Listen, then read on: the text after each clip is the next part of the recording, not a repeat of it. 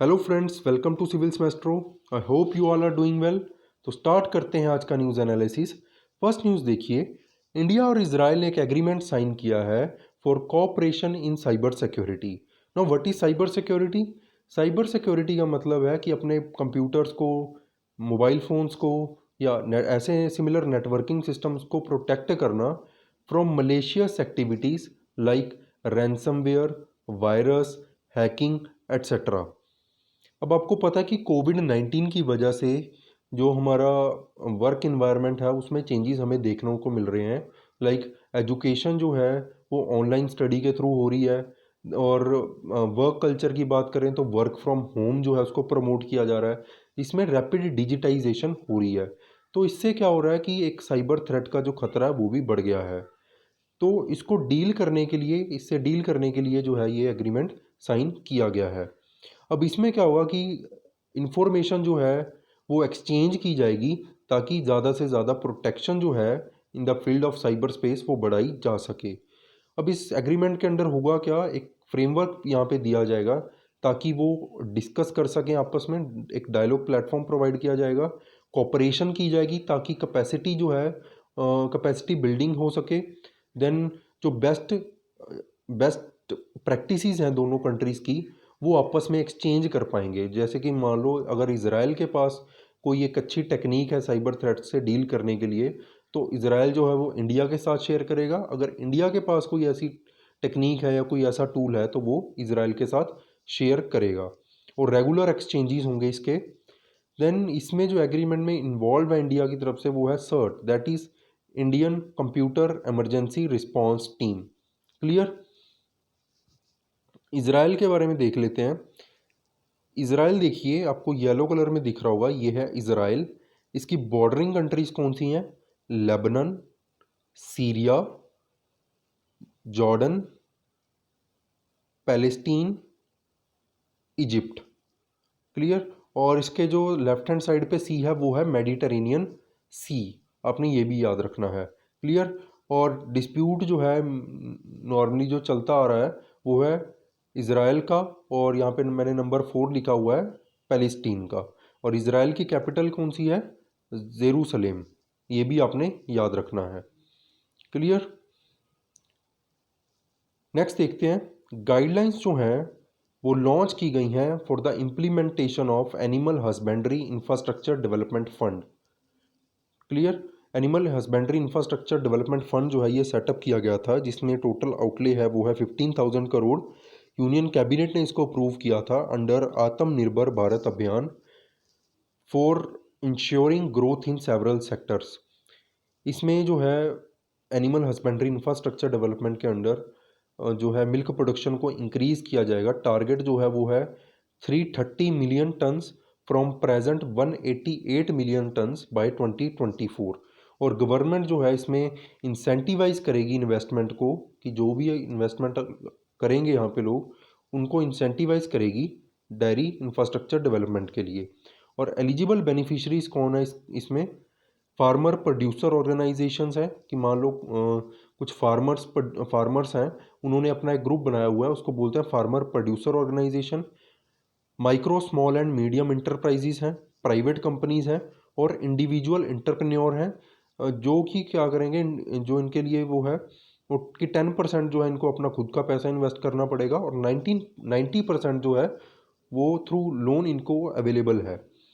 Clear? और government जो है इसमें 3% इंटरेस्ट सबवेंशन देगी जो भी एलिजिबल बेनिफिशियरी होगा। इंटरेस्ट सबवेंशन का मतलब है कि मान लो आप 100 रुपीज़ इन्वेस्ट करते हो और गवर्नमेंट जो है उसमें 5% जो है इंटरेस्ट सबवेंशन दे रही है, तो आपको सिर्फ 95 रुपीज़ ही बैंक को पे करने हैं।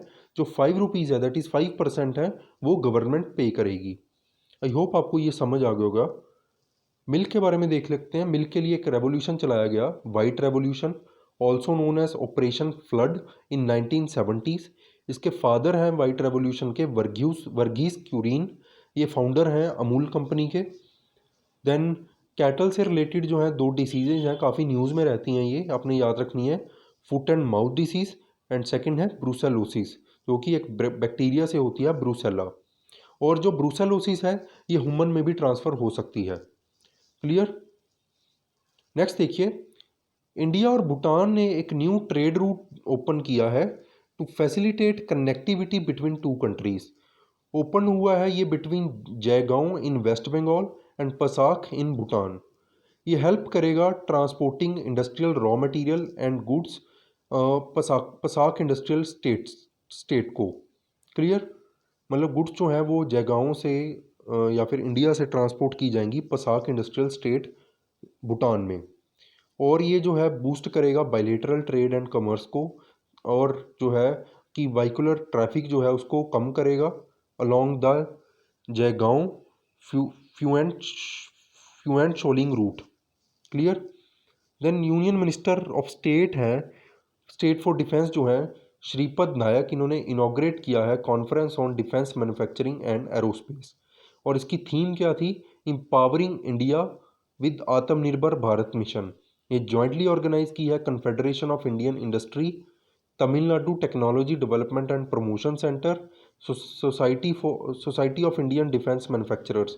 ये हेल्प करेगी इंडिया को एक टारगेट अचीव करने के लिए, जो डिफेंस टारगेट है 2600 billion US dollar of domestic production by 2025। आपको पता है कि गवर्नमेंट जो है उसने भी काफ़ी इनिशिएटिव्स चलाए हैं कि इंडियन की जो डोमेस्टिक प्रोडक्शन है डिफेंस इक्विपमेंट्स की वो बढ़ाई जा सके। तो टारगेट क्या है? 26 billion US dollar by 2025।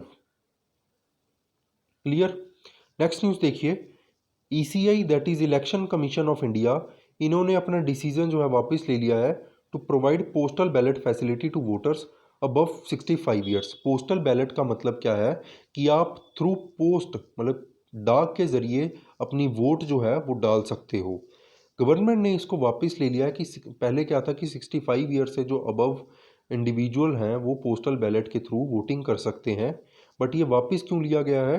Amid covid outbreak, कि कोविड-19 की वजह से जो है लॉजिस्टिक और मैन पावर और सेफ्टी प्रोटोकॉल्स को लेकर थोड़ी दिक्कत है, इसलिए ये डिसीज़न जो है ये वापस ले लिया गया है। हालांकि जो पोस्टल बैलेट फैसिलिटी है 80 ईयर से अबव के लोगों के लिए, या फिर जो इलेक्टर्स हैं जो इंगेज हैं इसेंशियल सर्विसेज में, और या फिर जो फिर कोविड-19 सस्पेक्ट हैं, जो या पॉजिटिव हैं या क्वारंटाइंड हैं, उनको भी जो है ये फैसिलिटी एक्सटेंड की गई है। मीन 65 ईयर से जो अबव हैं और 80 ईयर से कम हैं उनको ये फैसिलिटी नहीं है, और 80 ईयर से अबव हैं और या फिर या जो कोविड-19 की ड्यूटी में लगे हैं या खुद कोविड-19 पॉजिटिव हैं या सस्पेक्ट हैं या क्वारंटाइंड हैं, उनके लिए ये फैसिलिटी अवेलेबल है। Clear. Election commission of India के बारे में देख लेते हैं। ये कॉन्स्टिट्यूशनल बॉडी है under article 324 of the Indian constitution. अब देखो तीन तरह की बॉडीज़ होती हैं। एक है कॉन्स्टिट्यूशनल बॉडीज़। कॉन्स्टिट्यूशनल बॉडीज़ कौन सी होती हैं कि जो कॉन्स्टिट्यूशन में मेंशन है, लाइक इलेक्शन कमीशन। दूसरी तरह की बॉडीज़ होती हैं स्टैचूटरी बॉडीज़। स्टैचूटरी बॉडीज़ कौन सी होती हैं कि जो पार्लियामेंट या फिर स्टेट लेजिस्लेचर की लॉ से बनी हो। मान लो कोई स्टेट लेजिस्लेचर या पार्लियामेंट ने कोई लॉ बनाई है और उस लॉ में उस बॉडी के वो को डिफाइन किया है, तो वो कौन सी होंगी? Statutory bodies. थर्ड तरह की जो बॉडीज़ हैं नॉन कॉन्स्टिट्यूशनल नॉन स्टैचूटरी, जो ना ही कॉन्स्टिट्यूशनल है और ना ही स्टैचूटरी उनके पास स्टेटस है। लाइक नीति आयोग, नीति आयोग ना ही कॉन्स्टिट्यूशनल है और ना ही स्टैचूटरी है। क्लियर। और ये मल्टी मेंबर बॉडी है। पहले ये सिंगल मेंबर बॉडी होती थी बट बाद में इसको मल्टी मेंबर बना दिया गया। 3 इलेक्शन कमिश्नर है including chief election commissioner. Clear. All the election commissioner जो हैं उसको प्रेसिडेंट अपॉइंट करता है for a tenure of 6 year, 6 साल होगा, या फिर जब कि उनकी जो एज है वो 65 ईयर्स नहीं हो जाती। देन इलेक्शन कमीशन जो है ये रिस्पॉन्सिबल है conducting elections to the office of president, vice president, parliament, state legislative assembly et cetera. Clear. और याद रखना आपने कि जो एक सिमिलर इलेक्शन कमीशन है स्टेट्स में, स्टेट इलेक्शन कमिश्नर, बट उसका काम है कि सिर्फ लोकल बॉडीज़ हैं जैसे कि पंचायत होगी या फिर अर्बन लोकल बॉडीज़ होगी, म्यूनसिपैलिटीज़, उनके इलेक्शन कंडक्ट करवाना। बट जो विधानसभा के इलेक्शन होंगे that is state legislative assemblies के इलेक्शन होंगे उसको इलेक्शन कमीशन कंडक्ट करवाएगा, ना कि state election commission. Clear. Then election commissioners जो हैं वो फर्दर अपॉइंट हो सकते हैं गवर्नमेंट गवर्नमेंट में। क्लियर, अपने ये भी याद रखना है। नेक्स्ट देखिए 92nd फाउंडेशन डे जो है Indian council of agricultural research का, वो सेलिब्रेट किया गया। ये आपको प्रीलिम्स में डायरेक्टली क्वेश्चन पूछ सकते हैं आईसीएआर के बारे में। आईसीएआर जो है ये ऑटोनोमस बॉडी है। ऑटोनोमस का मतलब है ये एक काइंड ऑफ इंडिपेंडेंट बॉडी है, किसी के इन्फ्लुएंस के अंडर नहीं है। Under department of agricultural research, ministry of agriculture and farmer welfare. Establish इसको किया गया था जुलाई 16 1929 में एज अ, ये रजिस्टर्ड की गई थी under societies registration act 1860। Clear, मतलब कोई भी ऐसी बॉडी जो है उसने अपने आप को एज अ सोसाइटी रजिस्टर किया हुआ है तो उसको इस एक्ट के अंदर रजिस्ट्रेशन करवानी पड़ती है। देन एपेक्स बॉडी है। एपेक्स का मतलब है टॉप मोस्ट बॉडी है for coordinating, guiding and managing research and education in agriculture including horticulture, fisheries and animal sciences in the entire country. और आईसीएआर जो है इसने एक इम्पॉर्टेंट रोल प्ले किया था ग्रीन रेवोल्यूशन में, और जो बाद में डेवलपमेंट हुई है एग्रीकल्चर में through research and technology development. Green revolution के बारे में देख लेते हैं। लॉन्च किया गया था 1916 में। इसमें अडॉप्ट किए गए थी new agricultural strategies like HYV, sorry इसको आप थोड़ा करेक्ट कर लेना, it is not HIV, it's HYV, high yielding variety of seeds. और इसमें क्या किया गया था, केमिकल फर्टिलाइजर्स जो हैं, पेस्टिसाइड्स जो हैं, उनको प्रमोट किया गया था। देन ग्रीन रेवोल्यूशन जो है ये लिमिटेड था हरियाणा, पंजाब और वेस्टर्न यूपीज एरियाज़ में, जहाँ पे जो लैंड होल्डिंग्स हैं वो बहुत बड़ी हैं। क्लियर, मतलब बहुत ज़्यादा ज़मीन है किसानों के पास। देन फादर जो हैं ग्रीन रेवोल्यूशन के वो हैं नॉर्मन बोरलॉग। और इंडिया की अगर बात करें, इंडिया स्पेसिफिक, तो फादर ऑफ ग्रीन रेवोल्यूशन है MS Swaminathan. Clear. Then union ministry for HRD जो है इन्होंने लॉन्च किया है प्लेटफॉर्म फॉर निष्ठा इन आंध्र प्रदेश। निष्ठा जो है it stands for national initiative for school heads and teachers. Clear, world का लार्जेस्ट टीचर ट्रेनिंग प्रोग्राम है ये।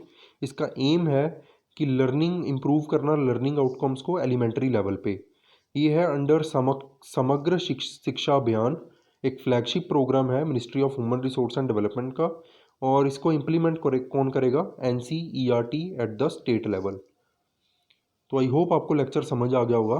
आपका कोई भी डाउट है आप हमें कमेंट करके बता सकते हैं। और एक हमारा टेलीग्राम चैनल है, इसी नाम से आप डिस्क्रिप्शन में, इस चैनल के डिस्क्रिप्शन में आप लिंक देख सकते हो। वहाँ पे हम डेली क्विज़ जो है हमने स्टार्ट किया है एक इनिशिएटिव की, डेली क्विज़ आपको दिए जाएंगे, तो आप अपनी प्रैक्टिस के लिए उसको सॉल्व कर सकते हो। और प्लीज़ इस चैनल को लाइक कीजिए, सब्सक्राइब कीजिए एंड शेयर कीजिए। Thank you so much.